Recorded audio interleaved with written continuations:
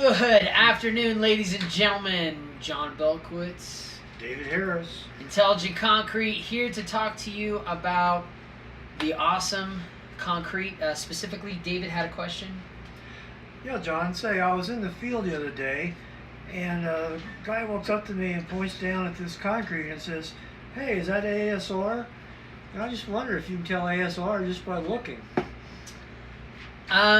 So that's and I know you wrote the book on this, the Sure. ABCs of ASR. ABCs of ASR, so I fantastic book. Figured you're the man to ask about this.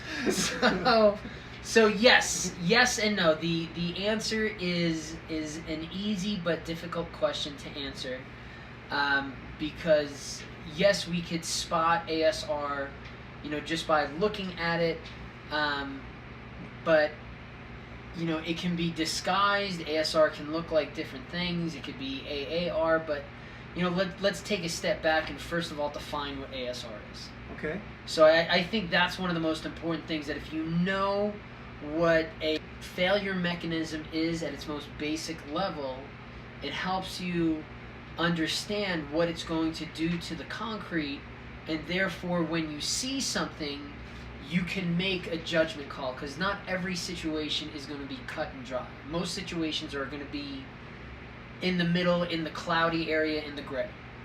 So alkali silica reactivity is a form of alkali aggregate reactivity, where we have a reactive aggregate, specifically at the surface area. There's some form of reactive silica that combines with a certain chemical in our cement paste that surrounds the rock in our concrete matrix, or in our concrete composite. And it's these soluble alkalis in combination with the water and the silica that creates this environment for a very specific type of gel to thrive and survive. So what happens is these alkalis, as they're called, consume the reactive silica at the surface of the aggregate and create this very expansive gel that, with more water, creates more gel and starts expanding, and it becomes dehydrated and mature and immature closer to the aggregate, and all these stresses start getting created, and we start getting a residual tensile and steel and shear load at the interface between our aggregate and our hydrated cement matrix, that gray stuff, ultimately causing stresses that overcome the strength of the concrete, because as we all know, concrete's not great in shear and tension. Right. And it eventually starts cracking the concrete. Well, as we crack the concrete more, we start getting more water to come in. As we start getting more water in, more of the soluble alkalis migrate to the interfacial zone of the aggregate. We get more of that gel, and there's more expansion and more cracking. So, that's the basic mechanism.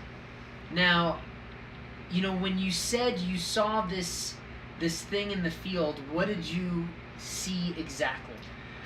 Well, there was this one crack that just kind of opened up. It kind of ran along, was kind of long and whatnot.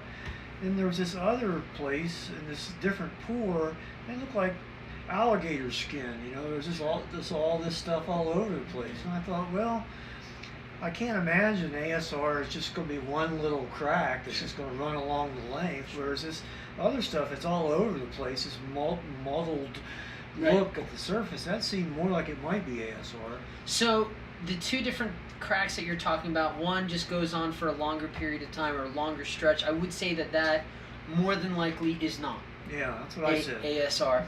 Mm-hmm. That could be from drying shrinkage. It could be from settlement issues. I don't know is the answer, but I could guess, educated guess. And that's one thing, folks. Rarely will you ever find an engineer who's going to give you a positive statement, because there's always that we don't know scenario, because we're not in the field and really don't know. Hard to see it from here. Hard to see it from here. And everybody's interpretation of a concrete crack can be difficult or different.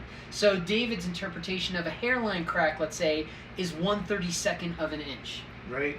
My definition of a hairline crack might be 1/16 or 1/8 of an inch. So, anyway, the other cracks, those are the cracks that I think I'm a little bit more interested in. And where did you find these cracks? What part of town? Oh, you know, it's just up north there. Denver, Colorado area. Yeah. So that's part of it. That's identifying your materials, and you know, Colorado, we're known for having some pretty reactive aggregate. You know, we have, what is it, 3 different areas to pick aggregate from, and then sometimes rock comes in from Wyoming or Utah. And we do have a lot of Class F fly ash to mitigate ASR. It's changed in the last few years. We've actually seen a reduction in volume, so that, you know, errs in the side of more than likely it is ASR, because we know that our materials so that are susceptible to ASR damage. Right. So that's another direction I go. Before I even go out to the site, I try to look up the materials and identify, are there materials. If you're in an area where, like Augusta, Georgia, and they got some of the hardest, nicest rock in the world, and it's non-reactive, or it's predictable, they don't have to use that much ash to kill the ASR expansion, that would give you a clue right away. So if you have any questions, concrete concerns, shoot us a message, a direct message, throw us a post on one of our videos or articles or photos, whether it's on LinkedIn or Instagram or Twitter or Facebook, all those different platforms. Don't forget, we're the concrete experts. We make concrete do the impossible. Go concrete, beat asphalt. Yeah.